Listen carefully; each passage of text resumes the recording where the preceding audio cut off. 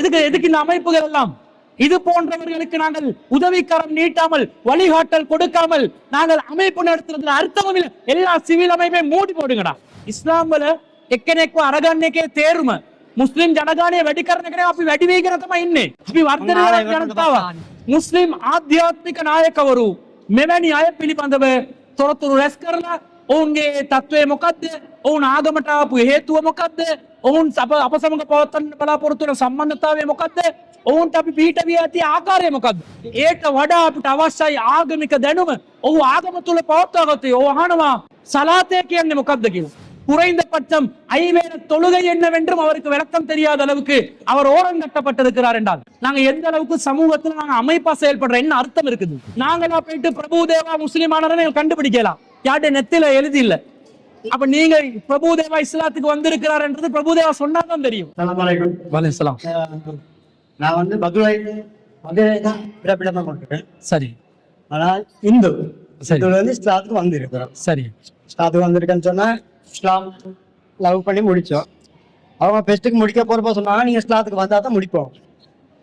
இஸ்லாத்துக்கு நாங்க பள்ளி மூலியமா கொஞ்சம் இப்படி பேசு இல்ல இப்படி பள்ளி மூலியமாக களிமா சொல்லி பள்ளிக்கு எடுத்தாங்க. பட் மற்ற விஷயங்கள் செய்யலன்னு சொன்னாக்க மற்ற விஷயம் தட்டுப்பாடு ஆகி அதுக்கு பிறகு நாங்க ரெஜிஸ்டர் பண்ண ஆகப்ப சொல்லி முடிச்சு கொண்டு பெஸ்ட் போய் நான் வந்து இப்ப 10 வருஷம் ஆகும். நான் கேட்கறதுக்கு பெஸ்ட் போய் நான் கேட்கற சில கேள்விகள் இருக்கு. பெஸ்ட் உங்கள்ட்ட தொழுகை அப்படிங்கிறதுக்கு அர்த்தம் இல்லை. என்னத்துக்கு தொழுகையின்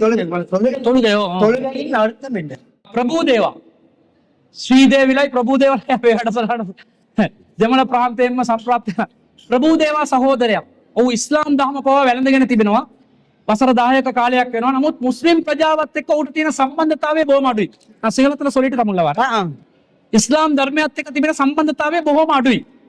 ඒ නිසා තව වෙනතුරු ඉස්ලාම් ධර්මානුකූලව සිද්ධ වෙ යුතු යම් දේවල් පවා ඔහුට ඒ පිළිබඳ අවබෝධයක් නැහැ කියලා කියනවා. එතනිනුත් තුවා දක්වනු ලබන්නේ අපේ මුස්ලිම් ජනතාවගේ ඒ තියෙන සහ සම්බන්ධතාවය තමයි. කෙතරම් දුරට සහ සම්බන්ධතාවයක් අපි පවත්වාගෙන ඉන්නවද?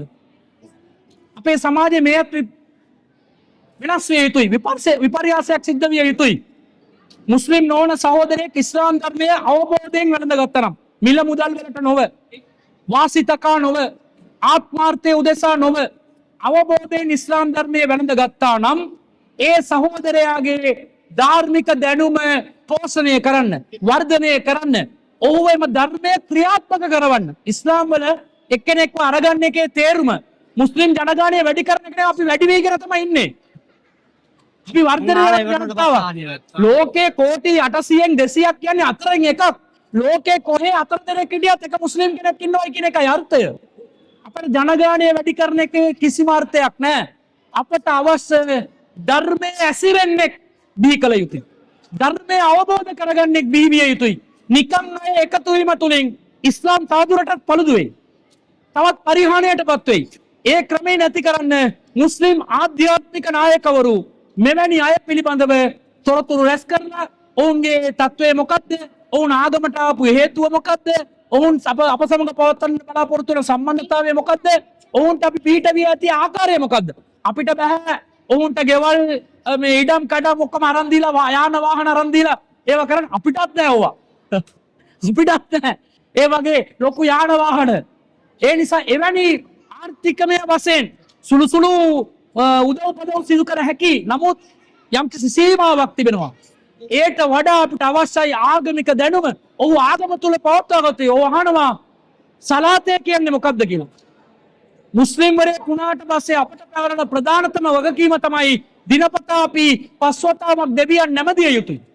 අලුයම කාලේ, මධ්‍යාහන කාලේ, හවස් කාලේ, ඉරු බැස යාමෙන් පසුව රාත්‍රී කාලේ නැවතත් 5 වතාවක් අපි දෙවියන් යාඥා කළ යුතුයි. ඒ යාඥා කිරීමේ ක්‍රමය මොකක්ද කියන එක ඒ සහෝදරයාට උගන්වලා දීලා නැහැ කියන්නේ මමත් පිළිගත යුතුයි. අපේ තියෙන අඩුපාඩුව අපි ඒව निराකරණය කරගත යුතුයි. ඔබ සහෝදරයා ඔබගේ විස්තර ලබා දෙන්න. ඒවට අවශ්‍ය දේවල් මොකක්ද කියන එක අපි පැහැදිලි කරන්නම්. සලාතය කියලා කියන්නේ ඉන්න සලාත තන්හා අනිල් ෆහ්සායි වල් මුන්කර්.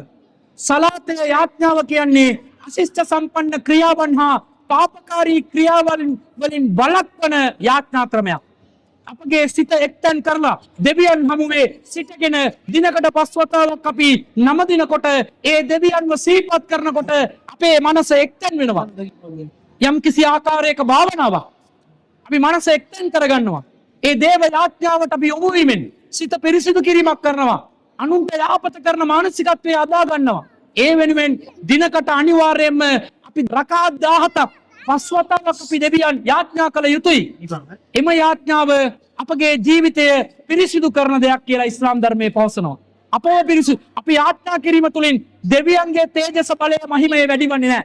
අපි යාඥා නොකරුවොත් දෙවියන්ගේ තේජස ඒ ආකාරයෙන්ම පවතිනවා. ඒ වැඩි වෙනම මිසක් අඩුවන්නේ නැහැ.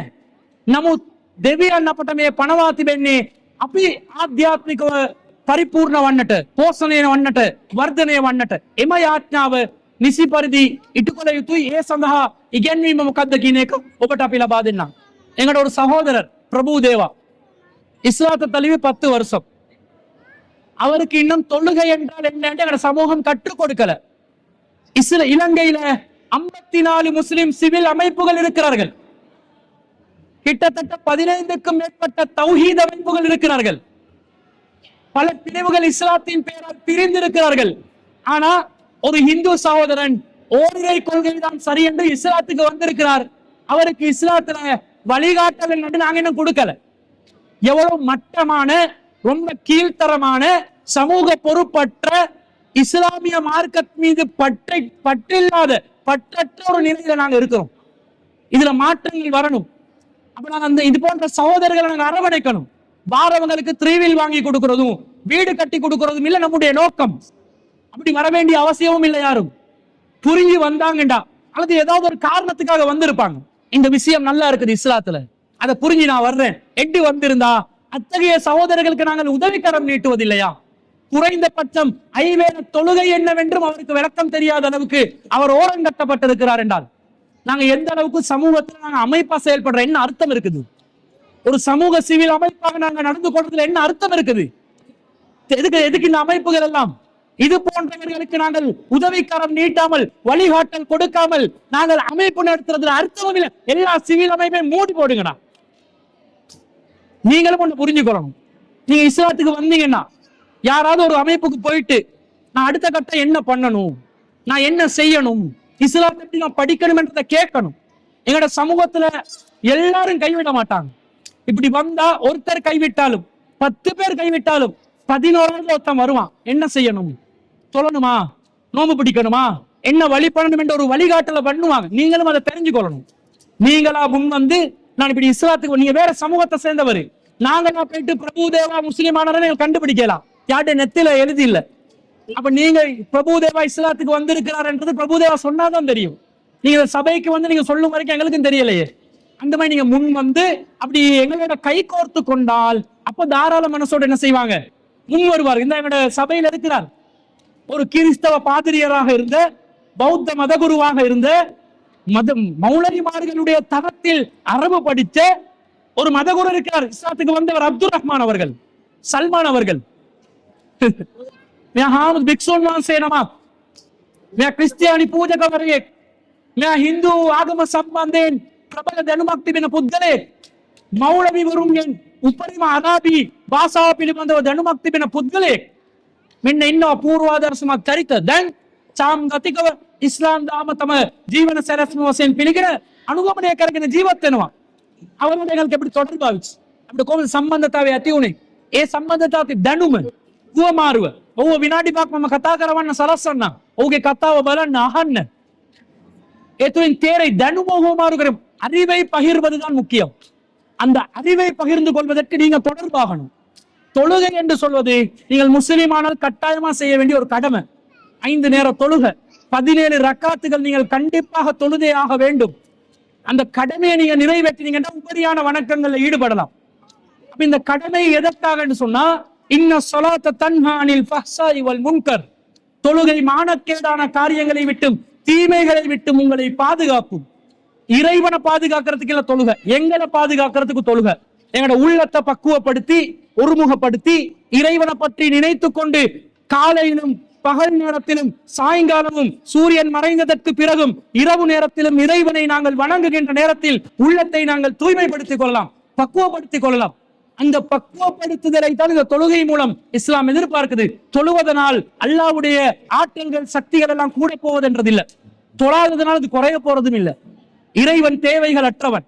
நாங்கள் தொழுவது எங்களுடைய மனசை பாதுகாத்து இறைவனுக்கு நாங்கள் அடிமைகள் என்பதை நிறுவக்கூடிய விதத்தில் நாங்க செய்யற ஒரு வழிபாடாக இருக்குது. அது சம்பந்தப்பட்ட வழிகாட்டல்கள் மேலதிகமான உங்களுடைய விவரங்கள் எல்லாம் இன்ஷா அல்லாஹ் நம்முடைய நிர்வாகி ஒருவர் இருக்கிறார், அவர் தொடர்பு கொள்வார். தொடர்பு கொண்டு உங்களோட பேசிக் கொள்வார். இன்ஷா அல்லாஹ் பண்ணிக்க வேண்டும். இன்னொன்று இருக்கு, நான் வந்து அதுக்கு வந்து நான் ட்ரை பண்ணாம இல்லை, எல்லாம் ட்ரை பண்ணிட்டேன். 3-4 இடத்துக்கு போயிட்டேன். பள்ளி மூலியமா போனேன். ஊட்டாக்கள் செய்யலாம், ஊட்டாக்கள் வழி நடத்தணும். இப்போ நான் இஸ்லாத்துக்கு வந்தேன்னு சொன்னா ஊட்டாக்கள் வழிநடத்தல் தான் எனக்கு தேவை. நான் இஸ்லாத்துக்கு டக்குன்னு எனக்கு எல்லாம் தெரிஞ்சு கொள்ள இயல. ஊட்டாக்கள் வழி நடத்த இப்போ இப்படி செய்யும், இதை செய்யும், இப்படி பள்ளிக்கு போகணும், இந்நேரம் தொடர்பு கொள்ளணும், அதெல்லாம் சொல்லுவோம். எந்த வீட்டுல அதெல்லாம் உண்டு. சரி சரி, நம்முடைய தரப்புலயும் ஒரு தப்பு நடந்திருக்குது. என்னன்னு சொன்னா, இஸ்லாத்துக்கு இப்படி பகிரங்கமா வர்றவங்களுக்குரிய ஒரு வழிகாட்டல் மையம் இல்லை. அதை நாங்க இன்ஷா அல்லாஹ் ஏற்படுத்துவோம். இறைவன் அருள் புரிந்தால் ஒரு தனி வழிகாட்டல் மையத்தை ஏற்படுத்தி யார் இஸ்லாத்துக்கு வர்றாங்களோ அவங்க தகவல்கள் எல்லாத்தையும் சேகரித்து தேவையான மார்க்க விளக்கங்களை, தேவையான வழிகள், குடும்பத்துக்கு இல்லை எல்லா விதமான வழிகாட்டலையும் தரலாம். இன்ஷா அல்லாஹ் அதை செய்யலாம். அந்த குறைபாடு இருக்குது. ஆனா நீங்க இப்ப பள்ளியை தானே நாடி இருக்கிறீங்க, அந்த பள்ளியை தாண்டி ஒரு சில வேலைகள் பண்ணணும். நீங்க போகலாம். என் மாமனார் இருக்காரு, மாமனார் இப்ப இறந்து போயிட்டாரு ஜனவரி. அவர் கூட்டு போனார், அவர் கூட்டு போய் செஞ்சாரு. பள்ளி மூலியமா அவங்க வர சொன்னாங்கன்னு சொன்னா எனக்கு இடம் தெரியா, ஒன்றும் தெரியா, அவளுக்கு அவருக்கு பேச. சரி சரி, அதை நாங்க சரி செய்வோம். தொடர்பு